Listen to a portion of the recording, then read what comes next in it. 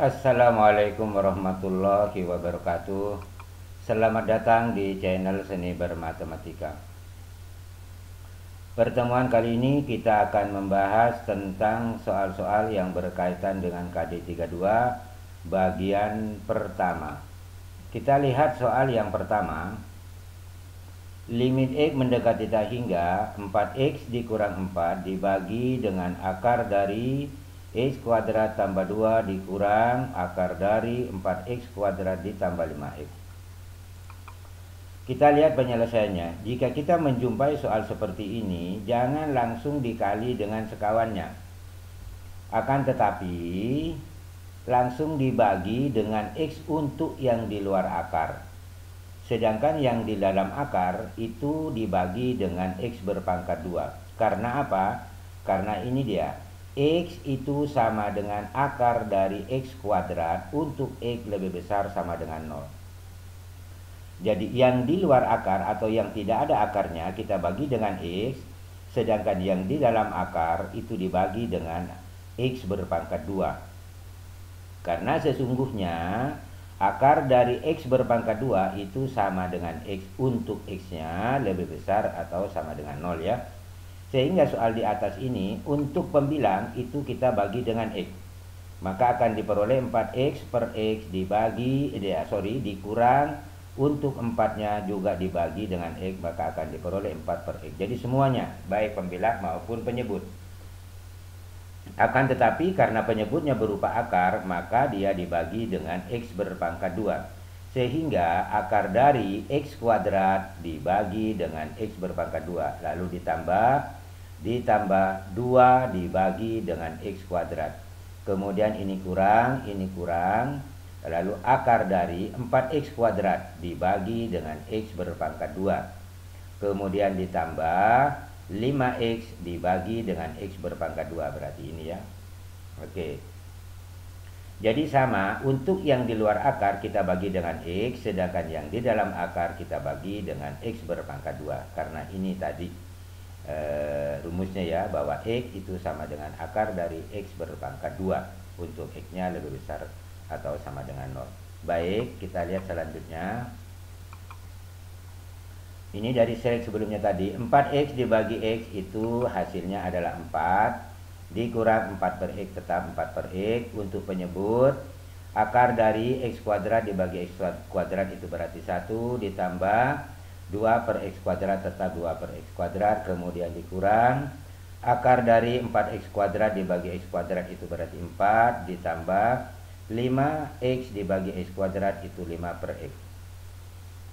Untuk X-nya mendekati tak hingga, maka 4 per X ini sebentar akan jadi 0.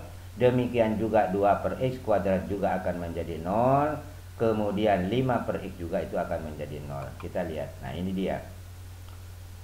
Jadi untuk pembilang 4 dikurang 0, untuk penyebut akar dari 1 ditambah 0. Karena 2 per X kuadrat untuk X-nya mendekati tak hingga itu sama dengan 0. Dikurang akar dari 4 ditambah 0, yaitu 5 per X dengan X-nya limit X mendekati tak hingga, sehingga hasilnya 5 per X itu sama dengan 0. Kemudian akar dari 1 tambah 0 itu berarti 1. Akarnya 1 adalah tetap 1. Ini pembilangnya tetap 4, karena 4 kurang 0 adalah 4. Akar dari 1 tambah 0 adalah 1, akarnya 1 adalah tetap 1. Kemudian kurang, karena ini dikurang. Akar dari 4 tambah 0 itu 4, akarnya 4 berarti 2. Untuk pembilang tetap 4. Kemudian untuk penyebut 1 kurang 2 berarti min 1. Sehingga hasilnya adalah 4 dibagi min 1, maka jawabannya minus 4. Itulah penyelesaian daripada soal yang pertama. Kita lanjut ke soal yang kedua.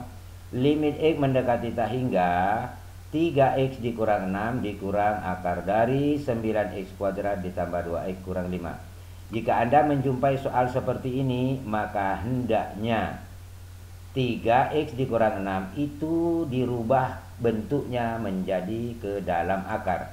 Sehingga jadinya 3X dikurang 6 sama dengan akar dari, jadi kayak yang tadi ini, yaitu 3X dikurang 6 berpangkat 2 untuk X-nya lebih besar atau sama dengan 2.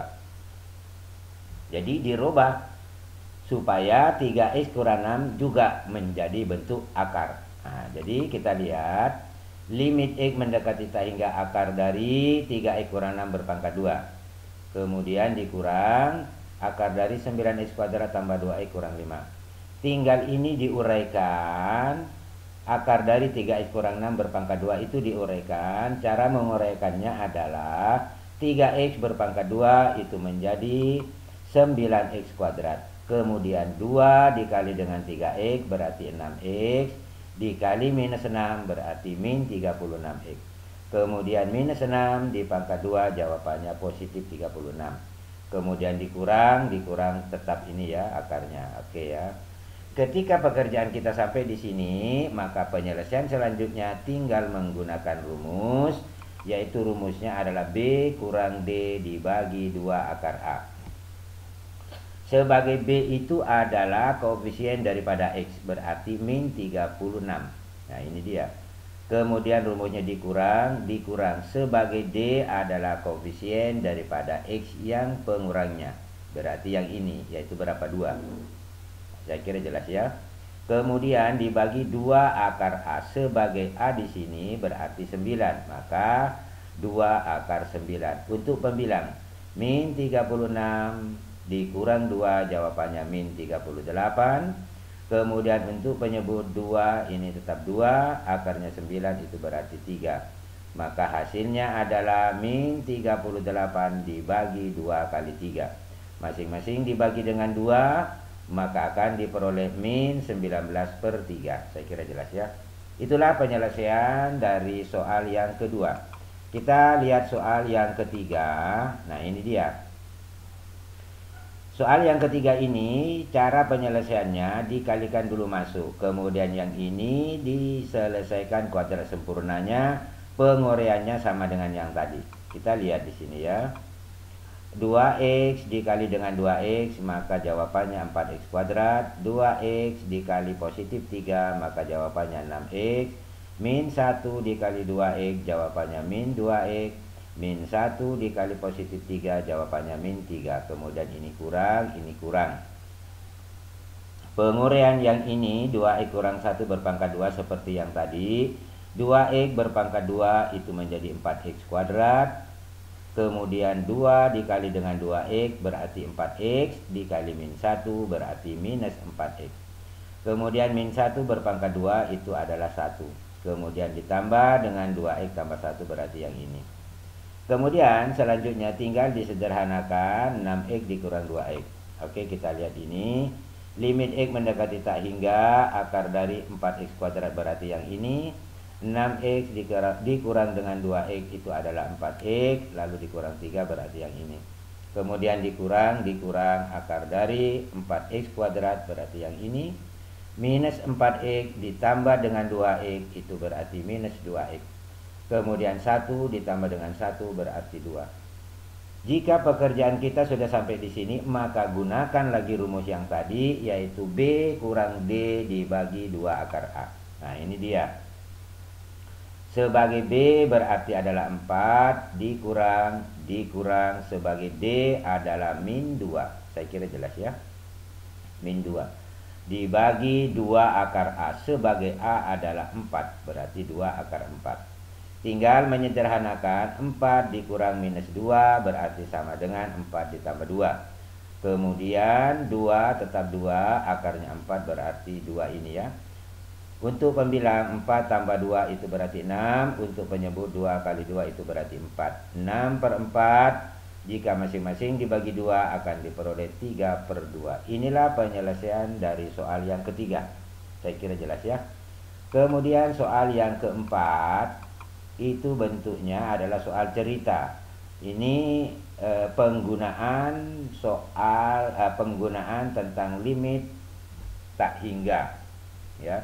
Seorang ilmuwan sedang meneliti senyawa. Senyawa ini merupakan hasil reaksi kimia dari beberapa senyawa. Setelah diteliti, ternyata jumlah senyawa baru yang terbentuk mengikuti fungsi Ft sama dengan 40 ditambah T kuadrat dikali 1 kurang cos 30/T. Ya. Dengan FT menyatakan jumlah senyawa dalam miligram dan T adalah waktu dalam detik. Tentukan jumlah senyawa yang terbentuk untuk jangka waktu yang sangat lama. Berarti dengan demikian waktu yang sangat lama di sini berarti T-nya itu adalah mendekati tak hingga. Kita lihat penyelesaiannya. Nah, ini dia waktu yang sangat lama itu kita definisikan yaitu mendekati tak hingga.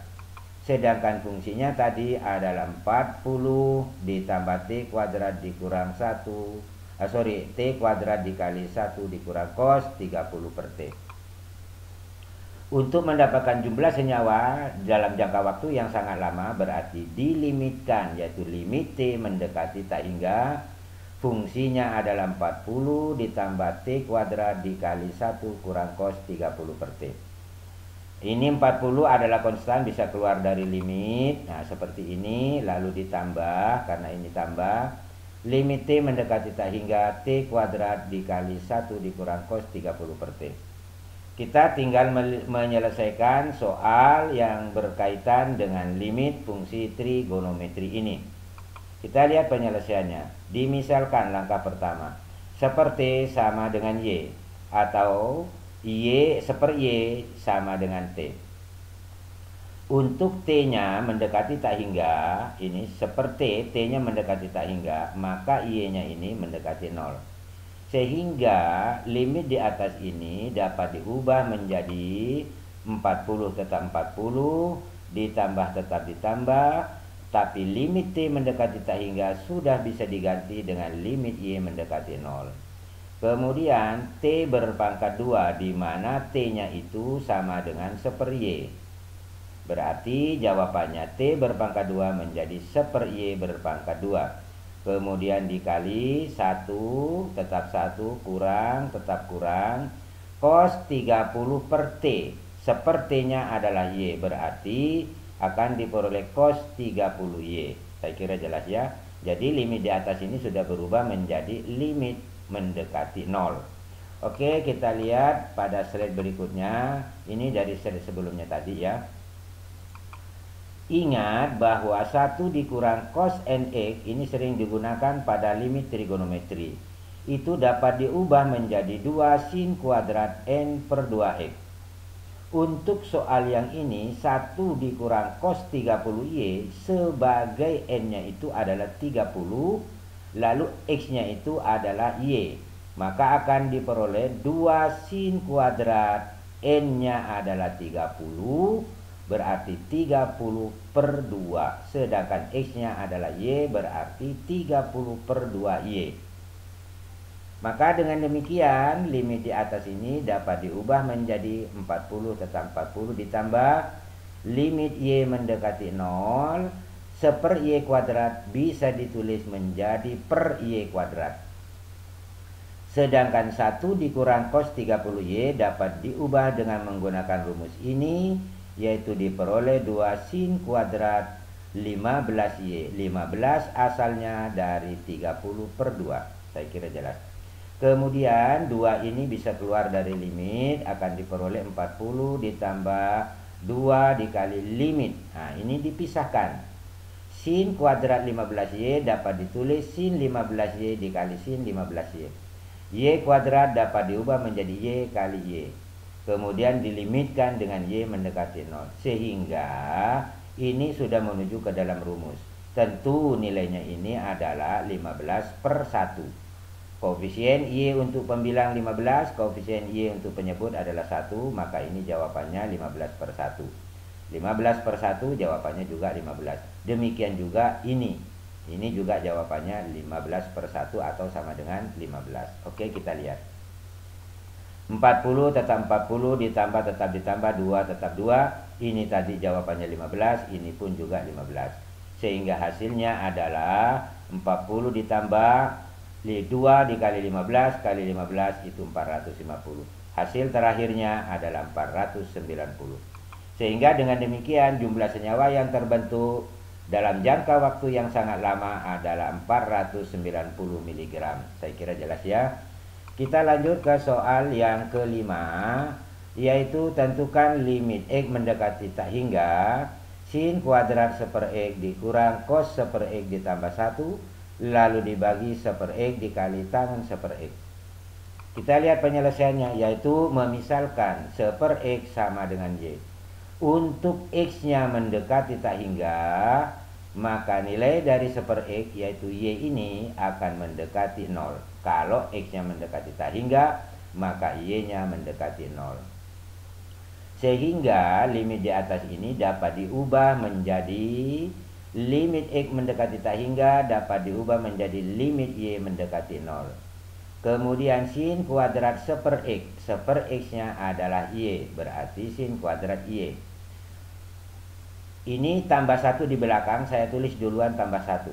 Saya kira tidak mengalami perubahan ya. Kemudian dikurang cos 1/X. 1/X-nya adalah Y, berarti cos Y. Saya kira jelas. Dikurang, tetap dikurang. Untuk penyebut 1/X diganti Y, tangen 1/X diganti Y akan menjadi tangen Y. Nah, untuk selanjutnya ini lagi dirubah. 1 kurang cos Y menggunakan rumus yang tadi. Kebetulan di sini 1 N-nya berarti 1/2. Kita lihat ya. Nah, ini dia.